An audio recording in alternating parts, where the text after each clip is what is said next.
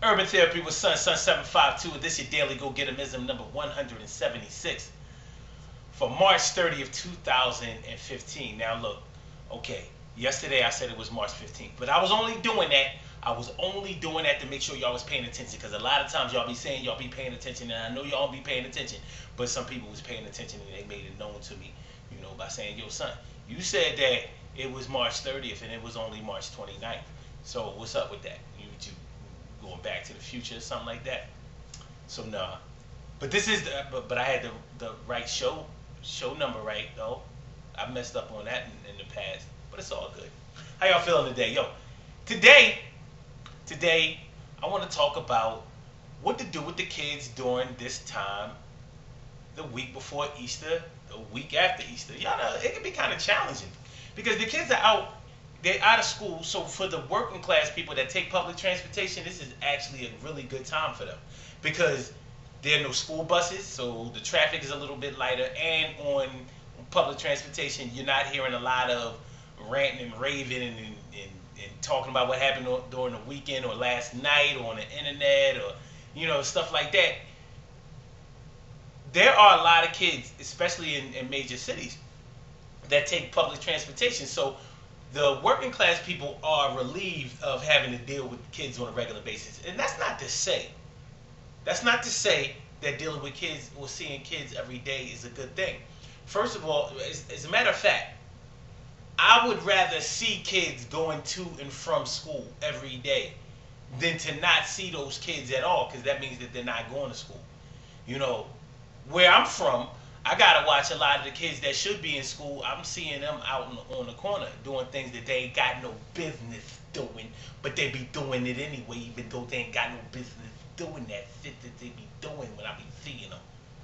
So it's really tough on the parents during the week before Easter, because number one, when it comes to Easter, depending on how you grew up, it's going to cost you a lot of money this week. You have to find activities for the kids, or you have to find some kind of placement for them during their time off, because you don't have school to rely on to send them during the day. So what do you do with them? I would suggest that you go on the internet and find some things that kids can do during their spring break. It's a good resource. Now, I don't have any websites set up for y'all to be able to look up right now, but this is the internet that you're watching right now. So all you have to do is go into your search engine like Google or Bing or Yahoo or whatever and look it up. That's the simple fix. Now, as far as the financial part of things, it's going to be a little tough because Easter clothes are still in effect. I might not like the clothes that I see the young people in right now, but Easter clothes are still in effect. Now, I know when I was coming up, what we would do is we would get the Easter clothes like for Sunday for church or whatever, even if we didn't go to church. If you had a mother that went to church, whether you went to church or not, you was getting that suit, or you was getting those dress pants, you was getting those dress shoes, the hard bottoms, And also, then you had the casual outfit that you would get, like a sweatsuit, TI sweatsuit. It was really a Tide one, but we called them TI because that's what it looks like. That's what it looked like. Shout out to Tide one. Miss those sweatsuits. They need to bring them back. Things was hot. So we would get the TI sweatsuit or the Adidas sweatsuit with the three stripes. I still have one. They came back and they was always fly. And a pair of sneakers. Ironically, 30 years ago, 35 years ago, we was wearing shell tops, and we're still wearing shell tops. So you'll find some kids out there looking sort of like Run DMC back in 1984, 85. And it's still in effect to this day. It's sort of like nostalgia, but it's like a recent throwback, if you could call it that. So, what are we going to really do with these kids? How much money are you going to spend? It becomes a problem. It can be a real problem. How much money are you going to spend? Because things are semi-expensive nowadays. It's amazing to me that the sneakers, for example, the sneakers that we was wearing back in the day, like Reebok Classics, like shell tops, like top 10 Adidas and Air Jordans, the original Air Jordans. It's amazing how some of those sneakers are comparable today on an economical level as much as they were back in the day. So you can I remember that shell top Adidas was $38. I remember it was $38 back in like 80, 83, 84, 85. And nowadays they're like 60, $65. So when you add in the inflation and all of that, it's pretty much the same deal. You know? But that's relatively cheap. Now the Air Jordans is a whole different thing. They was high. They wasn't that high when they first came out. I don't want to endorse that crap. Anyway, you have to find some type of activities for your kids to do. I would suggest that you get them up on their schoolwork if they have been falling behind on their schoolwork. This would be a good time to really start being a decent parent, because some parents don't even check their kids' schoolwork or check to make sure that they do their homework. And you don't want your kids out there on that corner or in them streets doing things they ain't got no business doing. And you don't want your kids watching porno online all day because they got the phone.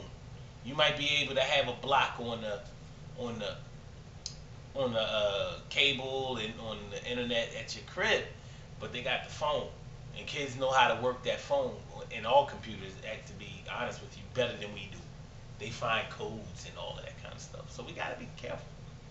But when it really all comes down to it, is a stress. Spring break time or Easter break, whatever you call it, it's a stressful time for parents. It's a stressful time for parents. I mean, it ain't like rocket science. It's a stressful time for parents because there's money involved, there's time involved, and this is also a time when you really would like to spend some extra quality time with your kids, and you should do that. I ain't even get into the whole Easter eggs and the Easter baskets and all of that. Candy. Nothing makes Easter as fun as a good old-fashioned Easter egg hunt. What I would suggest that y'all do as a fun form of an Easter egg hunt, how about painting the eggs with some Black History icons on the eggs? Make the game fun. Huh? And of course, you don't have to paint the icon, but maybe you could get some stickers and also color the eggs, and then make the Easter egg hunt interesting by instructing the kids to find a certain icon that has, a certain egg that has the icon on it. You could get like stickers or something like that. That's, yeah? That's what I'm talking about. See? Genius right here. I hadn't even thought of that before we started making a video.